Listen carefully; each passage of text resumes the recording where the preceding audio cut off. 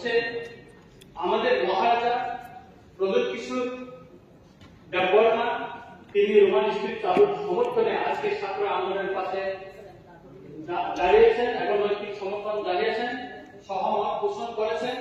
আমরাও ওনার সঙ্গে একসাথে সহমত পোষণ করছি। মাননীয় স্পিকার স্যার, কিছুদিন আগে সিবিএসই যে পরীক্ষা হয়ে গেছে, সেখানে বাংলা ভাষায় প্রশ্নপত্র হওয়ার কারণে কিছু লিখতে পারেনি আমাদের ত্রিপুরা স্টুডেন্টরা। কিছু পরীক্ষা কেন্দ্রের ট্রান্সলেটর থাকলেও অনেক কেন্দ্রের ট্রান্সলেটর ছিল না।